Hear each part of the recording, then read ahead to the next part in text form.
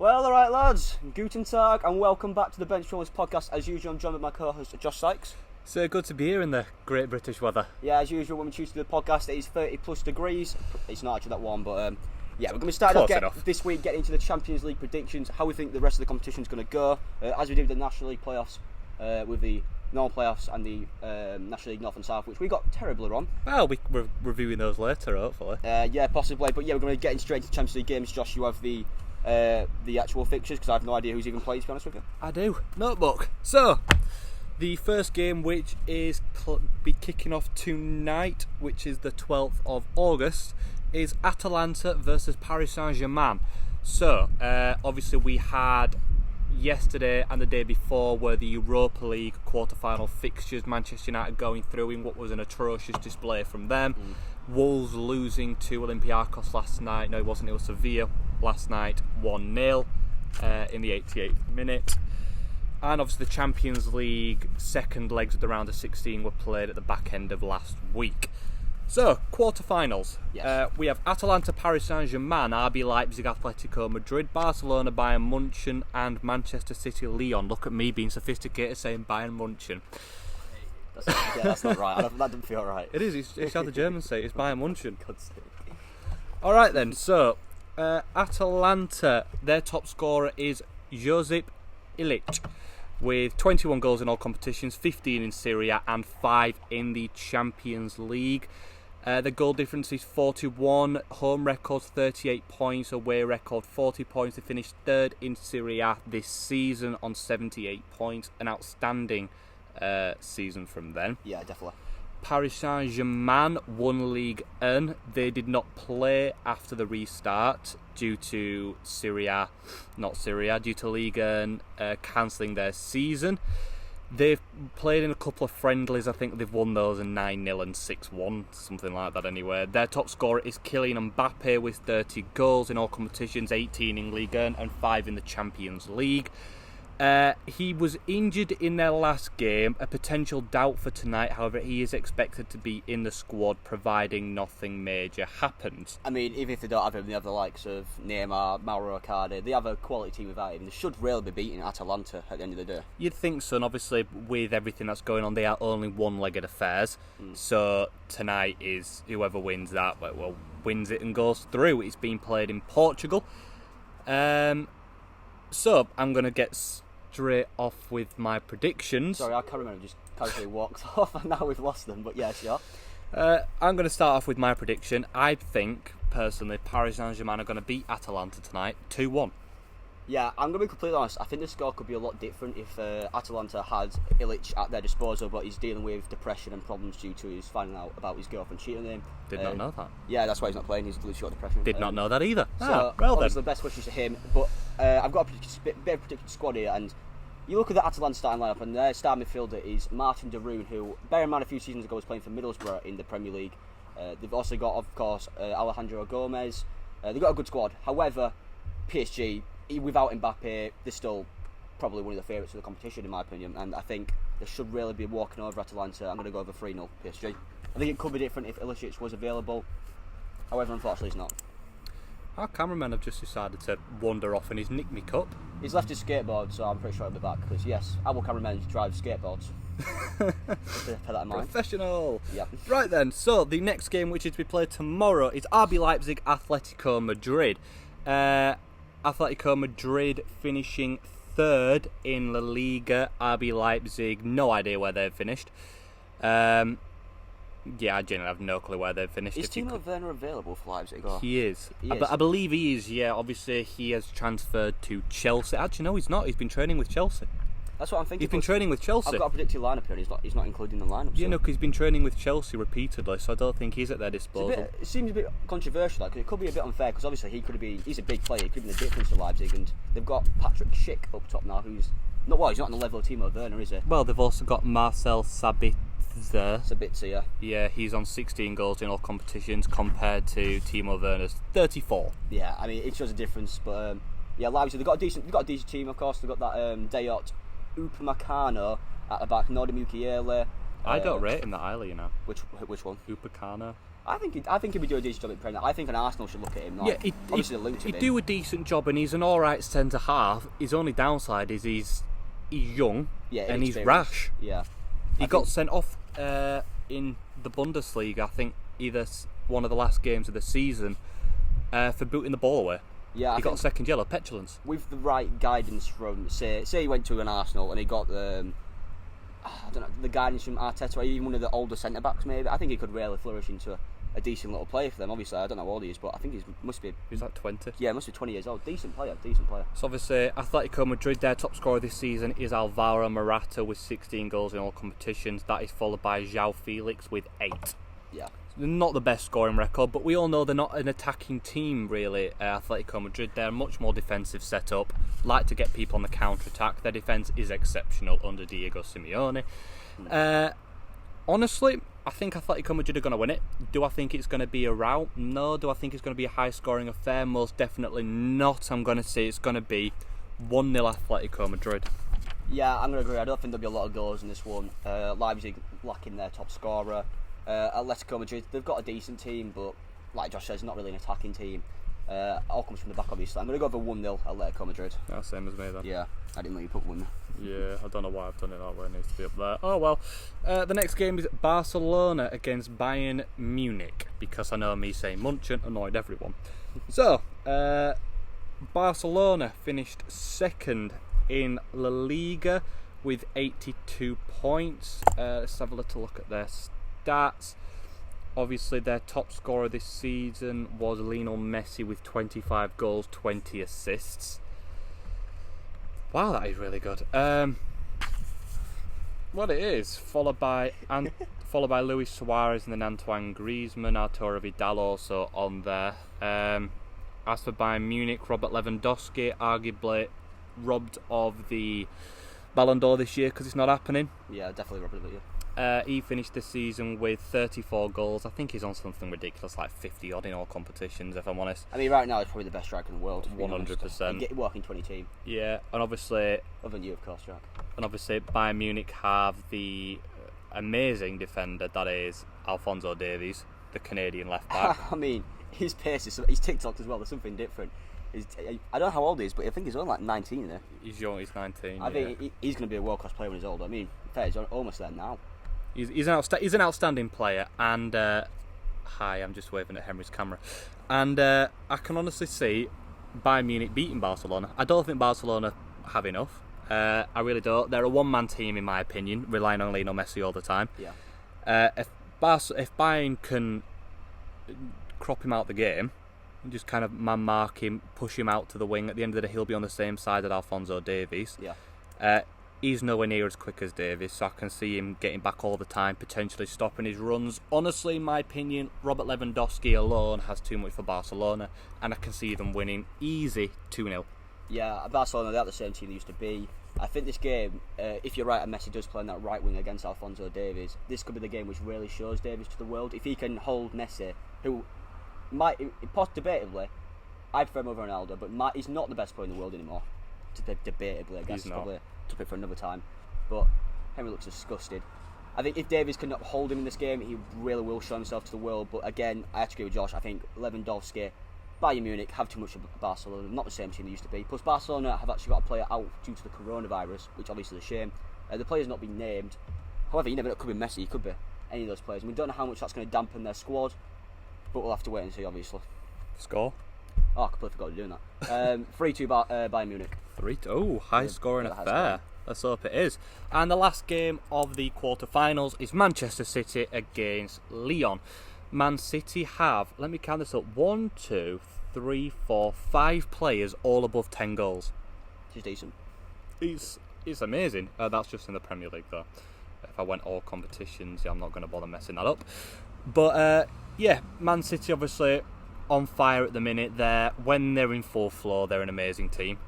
Lyon are decent. Their top scorer this season is Moussa Dembele with 22 goals in the Champions League. It's Memphis Depay with 5 in the Champions League, 14 in all competitions.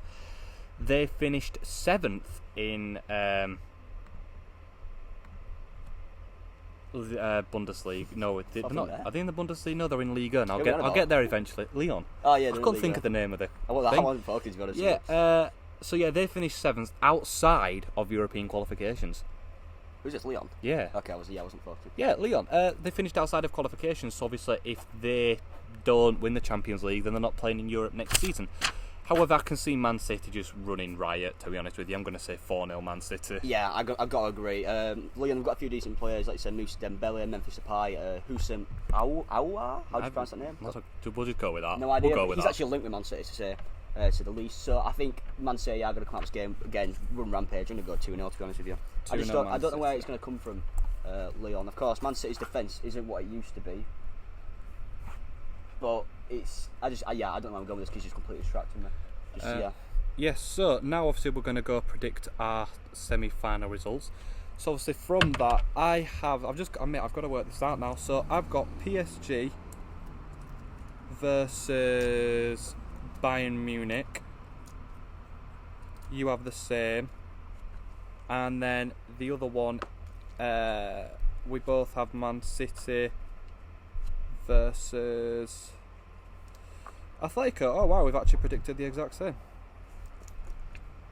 Have we? Now look at that. Benchwarmers podcast, agree. Innit? We just now have to predict the scores for the semi-finals. So, Gab, first semi-final for you is PSG against Bayern Munich. Who are you saying is winning that, and what score? I'm going to go 2-0 Bayern Munich. I think, for me, this Bayern Munich team is the favourites right now. Admittedly, PSG, Man City, both great sides. I don't know who else I've said. Atletico Madrid? Yeah. But Lewandowski, Alphonso Davies, even, I don't know who else I've got, Joshua Kimmich in midfield or defence, wherever he plays them now. I think they've got the best team in this competition, and I do think I think it'll be a bit of a shock game. I think they'll absolutely steamroll PSG and come out as the favourites, definitely. I've got Bayern Munich to win 2-1, but I've got it after extra time. Okay. I don't think they'll win it in normal time. PSG's defence isn't the best, but their attack is unstoppable when it's in full flow. Yeah, definitely. I do think Lewandowski will get the decider in like the 117th minute or something like that, just to crush all French hopes. Yeah. So, the next game we predict, obviously the exact same, is Manchester City Atletico Madrid. Gab? I think with this game, Atletico Madrid, by the way, have got 2 players out due to the coronavirus as well. It is Angel Correa and, we can't pronounce his name, but Sime Vrjalko, the right back. I had to ask Henry before we start recording how to pronounce it, and Henry wasn't sure either. But yeah, they've got 2 players out, unfortunately. I don't know if they'll be back if Atletico Madrid do go through for that game. However, the squad's depleted. Man City at times can be unstoppable. Obviously, we didn't really see it as much in the Premier League this season, but they've got debatably one of the best managers in the world. They've got a great squad. I'm going to go with a 2-0 Man City for this. I'm going to agree. I think they've got a far too good squad for Atletico Madrid. When they're in full flow, they're unstoppable. Atletico Madrid are very good defensively, as they showed against Liverpool, but I do think Man City's attack is better than Liverpool's. I'm not going to agree with you on the score, but I'm going to agree with you on the result. I do think it's going to be 1-0 Manchester City, and the final will be Bayern Munich against Manchester City. We agreed on that as well? We did. Oh, look at that. So, but now, can we agree on who wins it? I think the Bayern Munich. I don't. I think it'll be Man City. We did so well. Well, we were close enough. So, why do you think Bayern will win it? I like this squad, if that makes sense. I don't know if Bayern won it in recent years. I generally don't know who's won the Champions League. I think the last time they won it was 2012. Which, 8 years ago. They were going to be wanting that victory, obviously. I mean, one man, like Robert Lewandowski, best player in the world right now. His goal scoring record is unstoppable, and I just think Man City's defence, it's not great. Obviously, they brought in like Nathan Ake, but he won't be available for that game, I would imagine. No, he's not available until next season. No, I just think he's just going to run riot around their defence, if I'm being honest. Yeah, I'm going to go with a 3-1 by Munich. Yeah, I want Man City to win it. 3-1 England, but now I've gone for 2-1 Man City. The reason I've gone for 2-1 Man City is I think their attack is too good for Bayern Munich's defence. I don't think their defence is amazing, but I also think they've got enough to be able to stop the likes of Robert Lewandowski, purely for the fact that I reckon they'll just be on the front foot the entire game. Yeah. So yeah, in my opinion, Manchester City will win this year's Champions League, and in Gab's opinion, Bayern Munich will win this year's Champions League, and knowing our luck, Barcelona will win this year's Champions League. Atalanta or Lyon or something like that. But yeah, let us know what you think down below, and yeah, why you think it as well, because we're intrigued, obviously. Moving from the Champions League to the National League then, we're going to be talking about our previous predictions for the non-league scene. where of course there was a National League playoffs and a National League North and South playoffs. It's very complicated. There's a preliminary rounds, and then the actual semi-finals, and then the final. It's all very a bit mixed up. But we did predictions in a previous video, which I'll leave a link to in the description so you can check out if you want to go see what we said about the games and why we had our opinions on them. But yeah, Josh, have you got the games up for the National League South? I haven't. You don't know how long it took me to work out my writing, how I've predicted these. Jesus Christ, I studied for about 10 minutes trying to work out what I'd actually put. Yeah, it's very awkward. So, it's not so much awkward, I'm just a retard. Probably want to bleep that out. Yeah, probably. So, starting off in the National League South, looks like I did the quarterfinals as well. So, Slough against Dartford. I've just got to check whose colours who. You're green, I'm blue, remember that, because I'll forget that. Okay. So, you predicted 2-0 Slough, I predicted 3-1 Dartford. It finished 3-0 Dartford. So, I guess Slough and you guess Dartford. Yeah, so I was correct on that one, just the score was a little bit off. Yeah. The next one was Bath against Dorking. You predicted 2-0 Bath, I predicted 3-1 Bath. The actual result, 2-1 Dorking. Yeah, I think that was a bit of a surprise when Bath actually have the player of the season in their squad, so I think a few people expected them to do a bit better than that, but it's unfortunate. Yeah, so obviously now that kind of messes up our later predictions because you had for the semi-final Havant against Slough, but it wasn't. It was Havant against Dartford. I predicted 2-0 Havant against Dartford. It finished 2-1 Dartford. Yeah, a bit of a surprise on that, I guess. I mean, Havant and Waterlooville, they finished second in the actual overall table, and a lot of people thought that they were actually going to win the league, but before obviously the coronavirus happened and Wealdstone went up. I think a lot of people actually expected them to gain promotion from the actual playoffs, as I'm pretty sure we both did, I'd imagine, from the actual semi-final. For what? For Havant? Yeah, we both predicted Havant, yeah. Yeah, I think that was a bit of a surprise, that result, especially with Dartford coming from the actual preliminary round. So then we both had as the next semi-final Weymouth against Bath, but obviously it wasn't. It was against Dorking, and Dorking ended up losing that 3-2 to Weymouth. So the final was Weymouth against Dartford. None of us had that. No. And Weymouth got promoted. Yeah, congratulations Weymouth. From all at the Benchwarmers podcast, we had no idea that was going to happen. Good result for them. I mean, I think that's their second promotion in 2 years, which is obviously quite a shock. And there's a ridiculous stat like Yeovil Town are their biggest rivals, and they're in the National League now. But it's something like they haven't played each other in something like 50 years, generally because Weymouth have always been so far down the leagues, and Yeovil have always been so high up. Obviously, Yeovil were relegated a few years ago down to the National League, and Weymouth have just had a brilliant rise up the league. So huge congratulations to them. We hope they survive and do well in the National League, of course. Yeah. So now it's our National League North predictions, and this is the one I really struggled with working out what I put, because I've just put initials.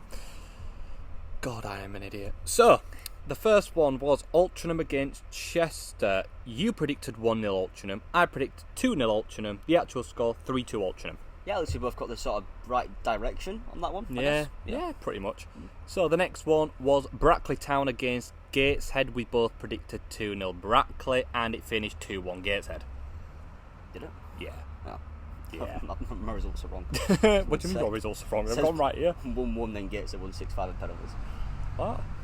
Anyway, the important thing is Gateshead went through and we both guessed Brackley, I think.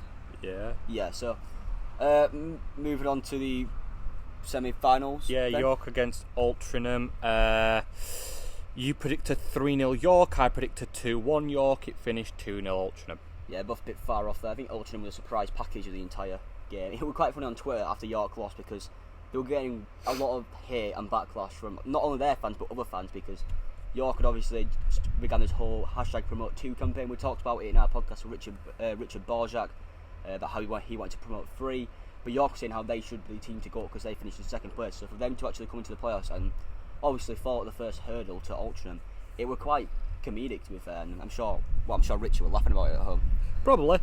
And they've definitely been laughing at this result. Boston 5, Gateshead 3. Good game, that. Yeah, I did not watch that. Well, did I watch it? I can't. No, I didn't watch it. No, you were at work. No, yeah, I was at work. Obviously, we both had, as that particular one, we had it as Boston against Brackley. But obviously that didn't work. So, The next one, we obviously had the final being York against Boston. It was not, it was Boston against Altrincham, and sadly for us, Altrincham won 1-0. Commiserations to Boston because they're our national team. Yeah, for some reason we have a weird soft spot with Boston. We have no idea why. It's just kind of Richard Borjak. It's just appeared out of nowhere on this podcast. I barely even heard of them before. Oh, so thank you, Richard. Thank you, Richard, for getting us into Boston. We are proud Boston supporters in the National League North. I will be following them next season because I imagine it will be a better season than what Huddersfield will be having. Yeah, but of course, congratulations to Altrincham and their promotion to the National League. I'm sure they'll do well up there. I mean, I like Weymouth. They've had, that's their second promotion in quite a few seasons. I don't know how to word that. In not many seasons, because they were in the National League, got relegated to National League North, and got relegated again. Club was in tatters, and they've just got promoted back to National League North, and then back up to the National League again. So, huge achievement for them. I'm sure everyone at the club's going to be loving that. Yeah. But yeah, obviously. Now it's the National League predictions. I forgot we had another league to do. Yeah, well, we've got the National League predictions to decide who gets to play professional football next season. Who's going to play in Bradford City next season? Jesus Christ, I feel sorry for Great. them. So, the first one was Boreham Wood against Halifax Town. You predicted 2-0 Boreham, I predicted 1-0 Halifax. It finished 2-1 Boreham.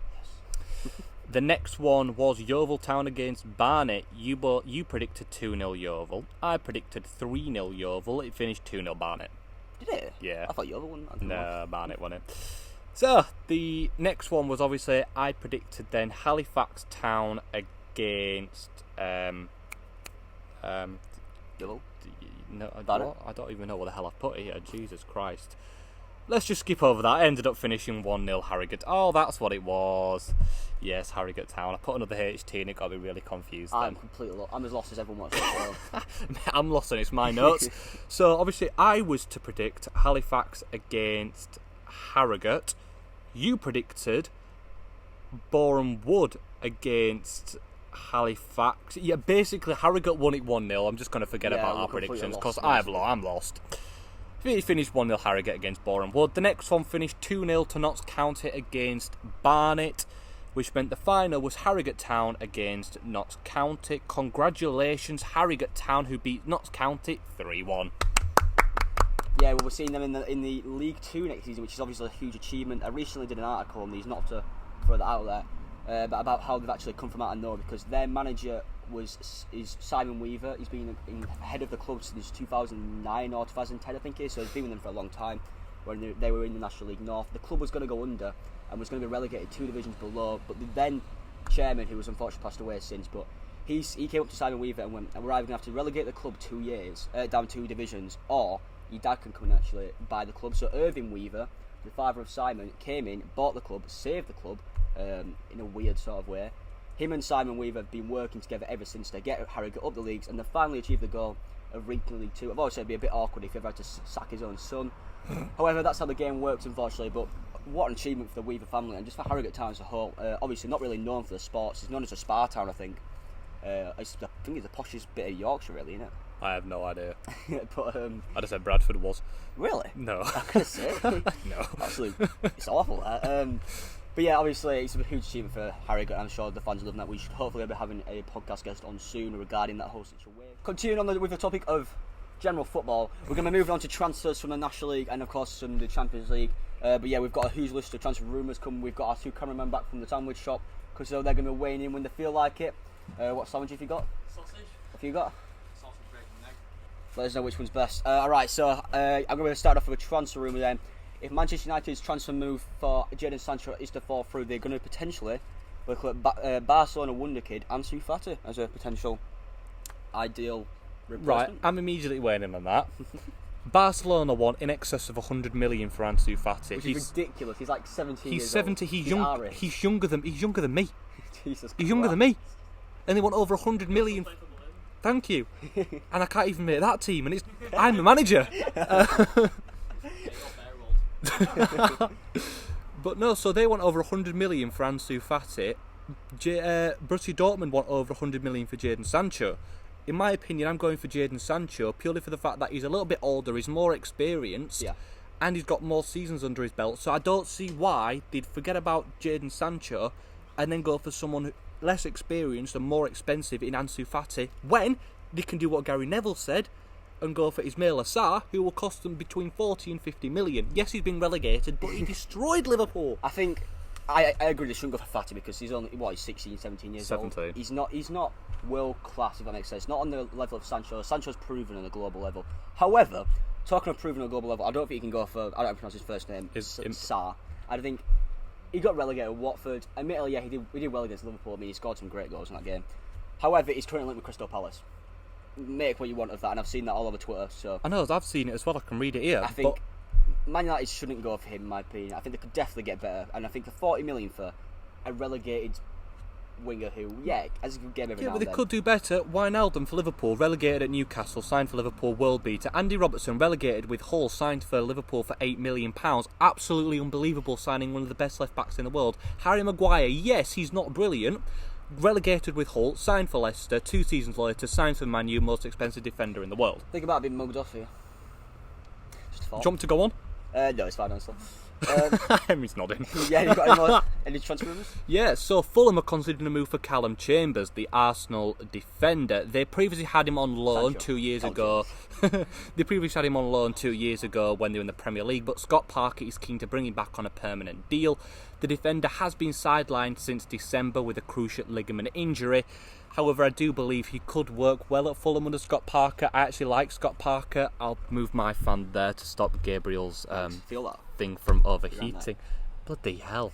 We'll just make sure your laptop doesn't die. Hold this for the rest of it. Yeah, so if you can hear a fan in the microphone, this is why, because our devices, they're going to blow up. He's got a point. It's true, I'll just have it on me because man melted. I think Chambers, it'd be a decent move for Fulham. Obviously, new to the Premier League, obviously having achieved promotion. I don't know when they played it, the final, but they bet Brentford, of course. I think he'd be a really good signing. I think he has played for Arsenal in recent years before his injury and his move to Fulham. Well, he played Fulham in Premier League, didn't he? Yeah. Yeah, so I think he has got experience in that league. He knows it well. He knows Fulham. He knows some of his teammates there. I think he'd be a really good signing. It won't cost that much, I'd imagine, being, out of favour, let's say the least, at Arsenal. Being Callum Chambers. Yeah, they've got a few decent defenders hopefully coming in as well. I think he'd be a good signing for them. I think he could do really well. He's not old, is he? I don't know how old he is now. He's 20s. I remember when he was 20-year-old. He's in his 20s. Yeah, that's crazy now. Yes. But, so now we're going to move up a bit. I love how we've gone from Man U to Fulham, and now we're going to Liverpool. So Bayern Munich head coach Hansi Flick has said a new challenge in the Premier League would be ideal for Thiago. So Liverpool are rumoured to be after him, as a Paris Saint-Germain. But Liverpool are favourites to sign him. He's 29, is Thiago, and personally I actually think he'll be a decent signing for Liverpool. He's looking to leave Bayern this summer after 7 years at the club. Man City are also rumoured to be interested, obviously, as well as Paris Saint-Germain. Our Sky Sports News reported early this week Thiago would love to play for Jurgen Klopp, but Liverpool are not looking to strengthen in midfield, even though they've been linked to him. Henry, go for it. Speak up, mate. Can I come to the camera? Okay. The microphone's yours, pal. I see Liverpool signing Thiago as just another way of just strengthening their midfield to make sure that they win the Champions League next season and the Premier League. I agree. I agree with Henry. They do need players if they're gonna want to hold on to their title, if that makes sense. They are gonna need players. Why would it not make sense? I didn't. Because he said Champions League and I'm all over the place. But yeah, I think they've got one of the best midfielders in the world. I watched a video about Jordan Henderson this morning and how his dad got, I think it was cancer a few years ago. Yeah. He actually asked Henderson not to see him so he could focus on his career. And when you look at it like that, he's gone on to win the Champions League, he's gone on to win the Premier League. What a player and what a man. And actually, I've got so much more respect for Jordan Henderson now, because I just thought of him as some guy come from Sunderland, come to Liverpool. He's got good players around him and he's kind of just there, if that makes sense. But he's actually such a leader and such a great mindset for that player. Hopefully Thiago doesn't come in and nick his position, because what a player, in my opinion. Yeah, see, I don't think Thiago would go for Jordan Henderson's position. I don't think Klopp would kick him out of the team. Personally, I think he'd be levelling with Wijnaldum and Fabinho, because obviously they play a similar position. Yeah, it would be a good signing for them. Moving on then to a possible target. Obviously, we just talked a bit about Fulham and being newly promoted. We're going to move on to Leeds United. Them at Newcastle, Crystal Palace and Southampton are all linked with Liverpool midfielder Harry Wilson for a potential 20 million deal. Well, that's ridiculous. I think 20 million is ridiculous for Harry Wilson. Yeah, he did it for Derby a few seasons ago. I don't know where he's been. At Bournemouth. Yeah. Yeah, he didn't really. Well, he didn't set the world alight. Yeah, he didn't set the world alight. I think he scored a decent free kick, but I think that's pretty much all he's got going for him.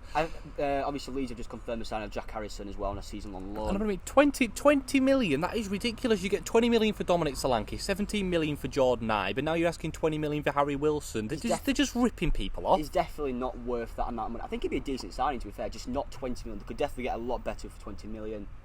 Obviously linked with Ben White heavily as well at Leeds, and I don't know where that came from. They're completely two different positions. Well, no, but I get where you're coming from. I'd rather spend 20 million on Ben White than Harry Wilson. Yeah, definitely. I think there's better wingers in there out there. He's had a season in the Premier League at Bournemouth. Wasn't great. You can say he's experienced to the league, I guess, but he's not a top class winger that Leeds might need for this league.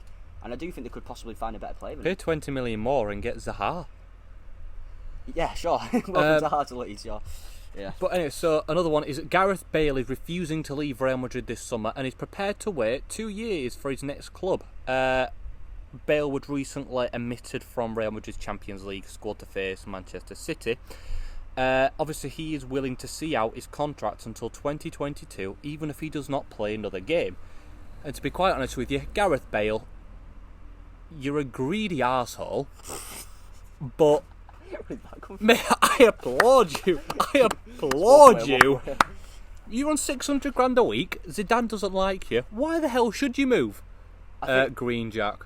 I think Bale, he's kind of thrown his career away at this point. You've got to respect him because he hasn't even learned how to speak Spanish, I don't think. No. He's getting paid a ridiculous amount of money a week.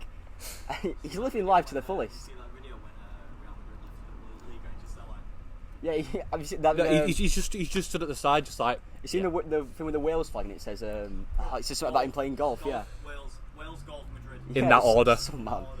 I've got a decent transfer rumour here. Again, I'm sticking with the whole lower Premier League side. Aston Villa and Crystal Palace are linked with a move for Norwich Argentine playmaker Emmett Buendia, who is 23 years He's old. a decent player. I like him. I think that'd be a top class signing for Aston Villa or Crystal Palace. I really like him. I think in that very poor Norwich squad, who obviously finished bottom of the table and wayward of any chance of survival, I think he'd be a great sign. Him and Todd Cantwell are really the only decent players of that club. Obviously, they have the defenders and who cares? I don't know where I'm going with this. But yeah, I think it'd be a great sign, to be honest with you. I think he could really do bits at Villa or Palace. I think he deserves another chance in the Premier League. It shouldn't really be. He's not a Championship player, definitely a Premier League player, and I think he'd do really well there. Yeah, so I've got another one. It's for Arsenal, so on a similar level to Aston Villa. They're seeking a loan move for Philippe Coutinho. So obviously Willian is already on the move of a verge to the Emirates because he's out of contract at Chelsea and he's confirmed he is leaving.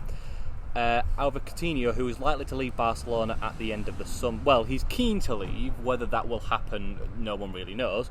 Arsenal are looking for a loan move, but would consider a permanent deal should Barcelona want less than what they bought him for Liverpool for. Yeah, I mean, I think it'd be a good sign. He's kind of lost his way a bit in these recent years with Barcelona and Bayern Munich, but if he can get back in that same sort of form in the Premier League, which he did with Liverpool, I think he could be a real asset to Arsenal. Of course, him and Willian on either side, it could work really well. However, saying that, it's a bit controversial because obviously Arsenal, what did they do with the staff? They laid off something like 55, I don't know what it was, but they've laid off loads of staff and then straight away offered Willian a ridiculous amount of money to play for them. They're offering Coutinho, I'm sure they'll be paying part of his wages. It's a bit controversial, however. It's a topic for another day. Yeah, he would be a good player for them, to say the least. You got your thoughts on Jack? Cheers, mate. That was a no, not really, in case the microphones didn't pick that up, because they ain't gonna. Just aired us. Moving on then to a player who has recently rejected a contract at Manchester City, I believe. Eric Garcia. Yes, he has. Looks to forcing his way out and joining Barcelona. He's Spanish, isn't he? He is. I wonder if he's from that area, actually. I don't know. I think it's stupid from Man City. He's played, I think, the 4 games I've seen him play in the Premier League this season alongside Aymeric Laporte. He's been amazing. Yeah. I don't see why they bought in Nathan Ake when you've got a young lad like that, 18, 19 years old, who is a decent defender and he's got a lot of promise under him. Guardiola coaching him, he can become a world beater. Why are they letting him go? Why? Do you play him more? I mean, Garcia, I just checked it, he was born in Barcelona. He was part of the Barcelona Academy until 2017, so he's literally come to Manchester for, 3 years, and now he's going back. He's obviously got family there, he might be feeling a bit homesick. It's fair enough at the end of the day. I agree, it's a ridiculous decision by Manchester City. Obviously, they're bringing in Nathan Ake, and they've got Laporte. I'm sure they might be bringing in a few more defenders at this rate. I mean, the link with David Alaba, who can play centre back. But yeah, I think he's young. He's only 19 years old. He's done decent in the Premier League, so he's only really just coming into it, if that makes sense. I think Barcelona have got a real coup on their hands if they can get him in, because whilst he might not be used to playing in the La Liga, because it is a different league to the Premier League, I think it'd be a decent signing, to be honest with you. So do I. So back onto Arsenal. They're eyeing a 25 million move for Ajax ace Quincy Promes. Yeah, that one. That's according to The Sun. So Arsenal were linked with a forward last summer when he moved from Sevilla to Ajax, and this season he scored 16 goals, 5 assists in 28 Eredivisie games. Liverpool have also been linked with him in the past, but he does look set to join Arsenal, like I said, for 25 million. Yeah, I think it's either going to be, because obviously I think it's going to be between Coutinho or Promes at this rate, because Willian's practically confirmed, being honest. Yeah. It depends if they're going to bring Coutinho in and play him as more of a cam rather than on the wing, I guess. If he can play a centre mid, it could be like a creative from deep. Just depends on how much, if they're willing to pay, obviously, part of his wages and how much they're actually paying to get him a loan. But I think Promes would be a top tier signing for them. Obviously, he's linked with some big clubs. I was surprised when he went to Ajax from, I can't remember who he joined from now. Sevilla. I yeah. literally just said it. I wouldn't listen, sorry. I was surprised when he actually went there, because I think he's better than Ajax, definitely. They were doing well at the time, obviously, the Champions League, playing with the likes of Ziyech and I don't know what else Ajax have got, to be honest with you. Several more than that. Huntelaar? Tadic. Yeah. But I think it'd be a really good sign, yeah. Yeah. Have you got any more? Yes, I've got a big transfer which could possibly rock the entire Premier League. Newcastle United are linked with Burnley midfielder Jeff Hendrick. Obviously, he's previously been linked with AC Milan and Roma, which is it's unusual because I don't really watch Premier League that much, being completely honest. But has he really done that well? Who? Jeff Hendrick. Who's he? Tells you what you need to know about him. But he's linked with some big teams. He's 28 years old, a Republic of Ireland international. He must be doing something about him, but yeah, Hendrick to Newcastle. Fair enough. I've got a couple more. Southampton are poised to confirm the signing of defender Mohamed Salisu. Playing for Liverpool in 3 years' time. He's been following the government guidelines in quarantine after his arrival in England from Spain. Ole Gunnar Solskjaer has been given the thumbs up for youngster Tatai Chong to join Werder Bremen on a season-long loan. AC Milan are in talks to sign Timo Bakayoko from Chelsea. The Serie A club want a loan deal with the option to buy and are willing to pay a £2.7 million loan fee and £31.5 million option to buy. Chelsea signed Bakayoko for £40 million from Monaco 3 years ago and have spent the past 2 seasons on loan at AC Milan and Monaco. Nuno Espirito Santo has said Wolves need more players. West Ham have dismissed reports of a Declan Rice bid from Chelsea. Wijnaldum's waiting on a new contract from Liverpool, and Dwight McNeil could be on his way to Juventus. I have a bit of a personal rumour here, obviously because we've got two Huddersfield Town fans present with us, Henry behind the camera and Josh. That was legit my next one. What is your opinion on the possible Danny Ward signing? I'm looking forward to it. When he is the last Huddersfield player to score a hat-trick. Yeah, I just thought I'd put that fact in there. He's the last Huddersfield player to score a hat-trick, and he left the club in 2014, something like that. With Danny Ward coming in, that basically guarantees Callum Grant's gonna go. No, it doesn't. It will. No, it doesn't. He's gonna. I think Callum Grant will go. I agree with Henry there. I agree with that, but it doesn't mean he's gonna go. Town are a small club, being completely honest here. Callum Grant is a big player. He's played in the Premier League. He did well in the Premier League. He's obviously Town were awful in the Championship last season. He still managed to get, well, I don't know how many goals he got. A decent amount though, wasn't it? 19 goals for a very, very, very, very, very poor Huddersfield Town side. I think he's the third or fourth top scorer in the Championship. Yeah, exactly. And I think he's got to go if he really wants to progress his career, for me, honestly. And I think Danny Ward, not to be awful as a Bradford fan, shows the level that Huddersfield Town are playing at right now. Well, no, Danny Ward is a decent player on his day. I think he scored something like... rattle some funds. He scored a couple of goals for Cardiff last season. He's played in the Premier League, the odd 3 games or something like that. Yeah. He can play left wing, centre forward. It'll be a decent signing. I can see him making a bit of an impact, but I mean, he's all right. We'll just leave it at all right. Yeah, I've got a bit of a rumour for Jack here, who's actually an Oldham Athletic fan. No, but actually, yeah. What's your opinion on Daniel Everson? He's signed to another club, I think. Oh, is it? Oh. Yeah, I think so. Well, he was linked with former Oldham. He linked with what they're called, Huddersfield. But on athletic link with Kevin Ellison on a 1-year contract. Wait, are they actually? I'm joking. Oh, I thought you were serious. Actually, Morecambe have re-signed Ryan Kearney for the season. It's a bit of a personal joke, but now everyone watching has no idea what we're on about. It's fine, we're wrapping up in a minute anyway. We didn't move. Mate, hurry up and we can wrap it up then. But yeah, that's going to bring the end to this week's episode of the Benchwarmers podcast. There's a wasp there. Jeremy's a You literally sat on a He's wasp. killed a wasp. You sat on a wasp. Jack, sit down. Alright, that's the end of the Benchwarmers podcast for this week. As usual, I'd like to thank my co-host Josh Sykes. Cheers for having me, Gab. Big thank you to cameraman Henry Charlton. It's alright. Yeah, there's no way in hell that microphone picked that up, but we'll go It's with alright. Also, big thank you to Jack behind the camera. There'll be a link to his music in the description as usual. Go check it out. It's mediocre at best. But yeah, if you have enjoyed, let us know what your opinion on the rumours are and how you think the Champions League is going to go.